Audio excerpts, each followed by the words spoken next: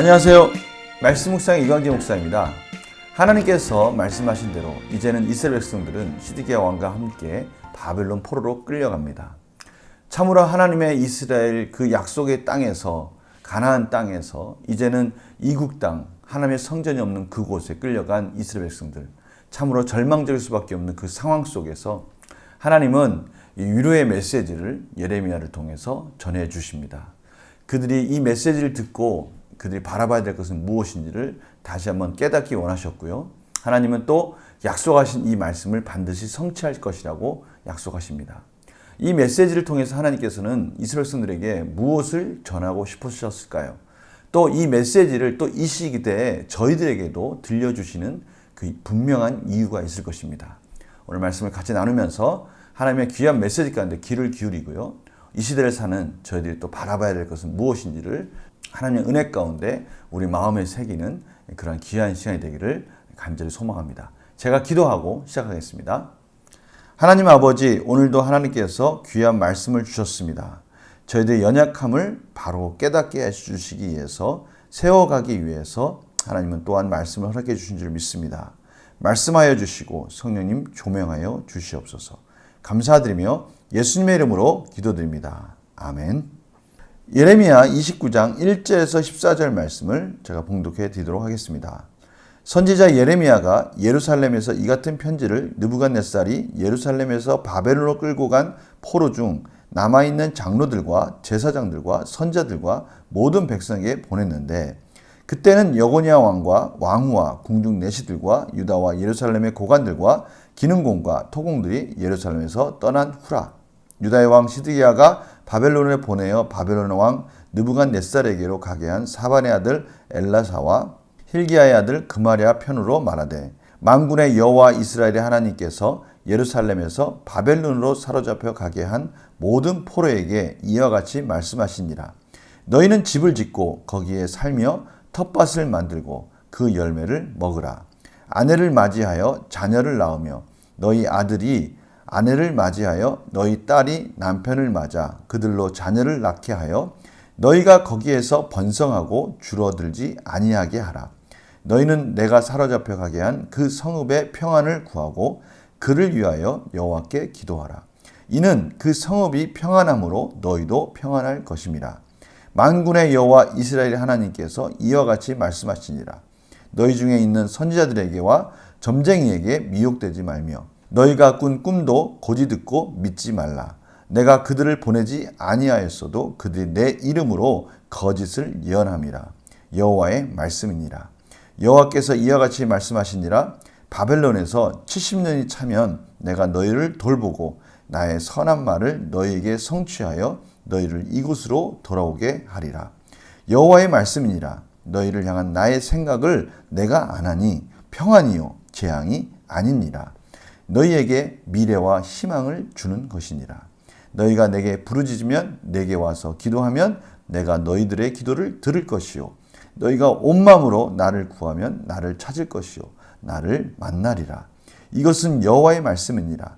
나는 너희들을 만날 것이며 너희를 포로된 중에서 다시 돌아오게 하되 내가 쫓아 보내었던 나라들과 모든 곳에서 모아 사로잡혀 떠났던 그곳으로 돌아오게 하리라. 이것은 여호와의 말씀이니라. 아멘. 오늘 하나님께서 너무나 소망의 메시지를 허락해 주십니다. 하나님께서 반드시 70년이 지나면 이스라엘 백성들을 다시 하나님의 약속의 땅으로 부르시겠다라고, 돌아오게 하시겠다고 말씀해 주십니다. 그러니 이스라엘 백성들은 이제 바벨론에서 집을 짓고 또 텃밭을 만들고 열매를 먹으면서 가정을 꾸리면서 그곳에서 자녀들도 낳으면서 계속해서 그 민족이 번성하도록 그곳에서 정착하라라고 말씀하시는 것이죠. 오늘 말씀 가운데 정말 위로가 되는 말씀은요, 저희들이 너무 잘 아는 11절 말씀입니다. 여호와의 말씀이니라. 여호와께서 말씀하시는데요, 너희를 향한 나의 생각을 내가 아나니, 하나님께서 스스로 맹세하시는 겁니다. 평안이요 재앙이 아니니라. 하나님께서는 저희들을 향한 뜻이 평안이고요, 미래와 희망을 주는 것이라는 것입니다. 저희들을 향한 뜻은 항상 선하시고요, 가장 아름다운 것을 주기 원하신다는 겁니다. 반면에요, 이 희망을 준다, 미래를 준다. 이게 미래를 바라보도록 인도하시는 것인데 하나님께서 경계하시는 것이 있어요. 8절 말씀에 하나님께서는 선지자들에게와 점쟁이에게 미혹되지 말 것이고 너희가 꾼 꿈도 고지 듣지 마라 이렇게 말하고 있어요. 믿지 마라.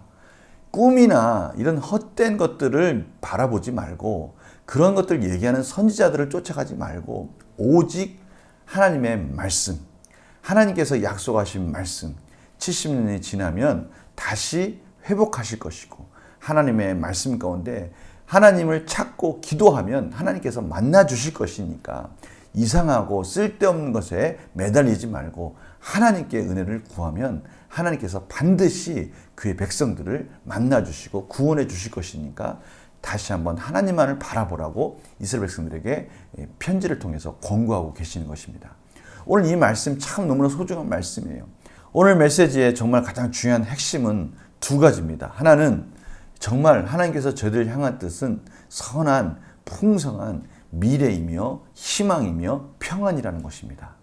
우리 이 말씀을 붙들기만 하면 정말 두려울 것이 없죠. 두 번째는요, 거짓 선지자나 또 점쟁이들의 말을 쫓아가지 말고 그것들에 현혹되지 말고 심지어 너희들이 꾼 꿈도 고지 듣지 말고 믿지 말라라고 말씀하고 계십니다. 내용 관찰 질문 보겠습니다. 예레미야의 편지에 담긴 바벨론 포로를 향한 하나님의 뜻은 무엇입니까? 크게 세 묶음으로 묶을 수 있을 것 같아요. 첫 번째는 이스라엘 백성들이 바벨론을 가면 그곳에서 이제는 하나님이 약속한 그 땅에서 집을 짓고 텃밭도 만들고 그 열매도 먹으면서 가정을 꾸리면서 자녀를 또 낳으며 하나님이 부르실 때까지 그 민족이 흩어지지 않고 더 풍성하게 유지하라고 말씀하고 계십니다. 두 번째는요, 따라서 이 성읍을 위해서 기도해야 된다는 거예요. 평안을 구해야 된다는 겁니다. 왜요? 이 성읍이 잘 강건해야 그 축복이 이스라엘 백성들에게 고스란히 흘러가기 때문입니다. 세 번째는요, 헛된 선지자의 말이나 점쟁이들의 말을 믿거나 또 꿈꾼 것조차 너희들이 꾼 꿈조차 고지 듣고 믿지 말라라고 말씀하시는 거예요.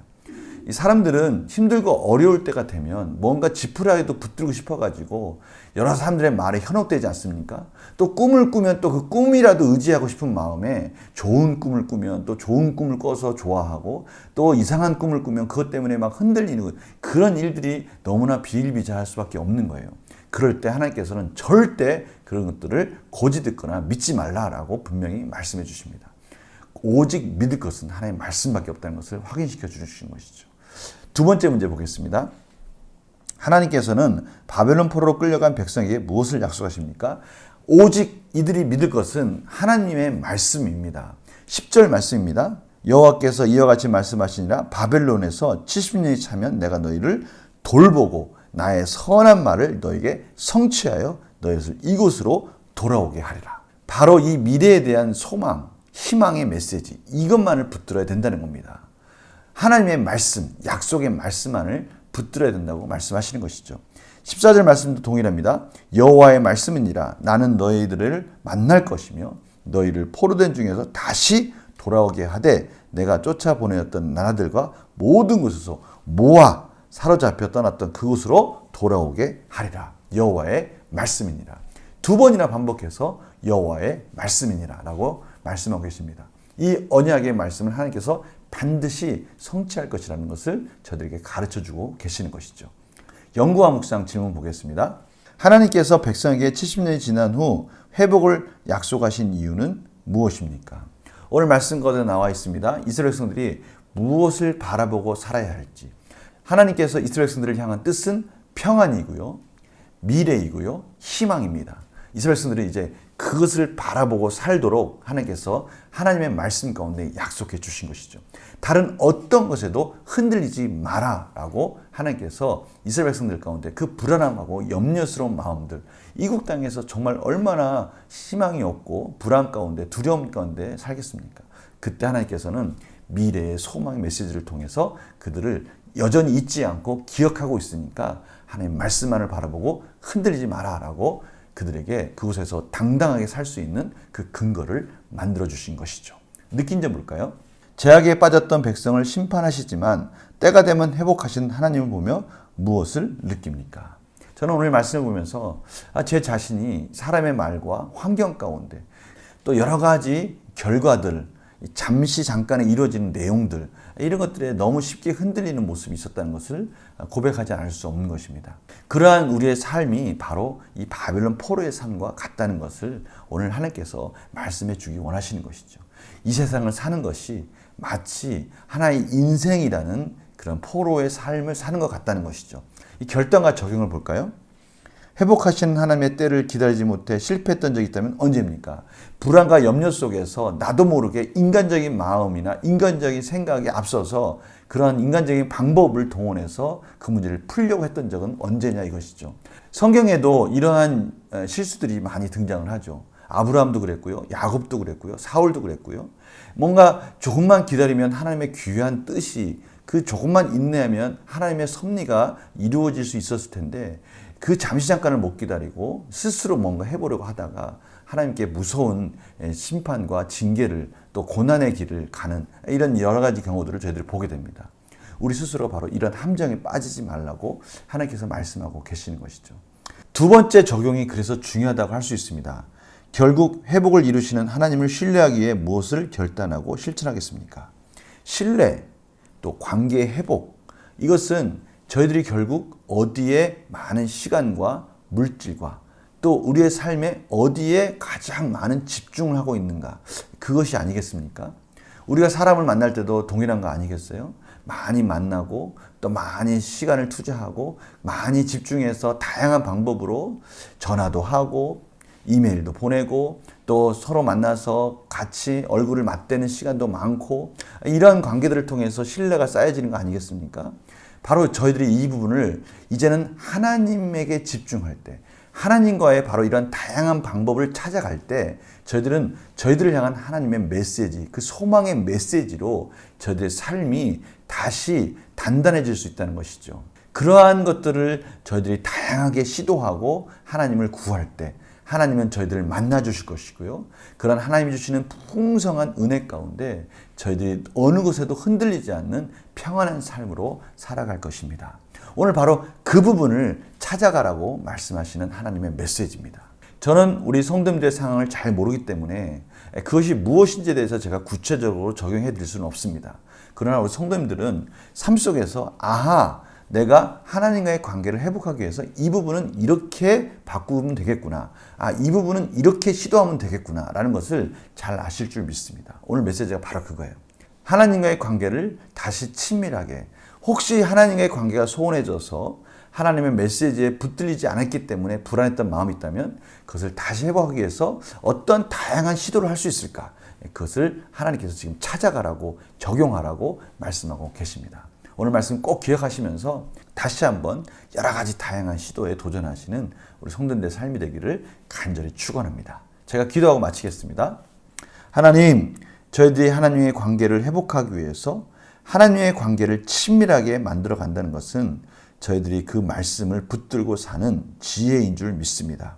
하나님, 저희들에게 이 놀라우신 은혜를 허락하셨사오니 지혜를 허락하여 주시고 다시 한번 하나님께 집중할 수 있는 다양한 방법을 가르쳐 주셔서 저희 삶이 하나님의 은혜로 가득 채워질 수 있도록 인도하여 주시옵소서. 감사드리며 예수님의 이름으로 기도드립니다. 아멘. 다양한 우리 성도님들의 지혜를 통해서 하나님과의 친밀한 방법을 회복해 가시기를 간절히 소망합니다. 내일 또 뵙겠습니다. 안녕히 계세요.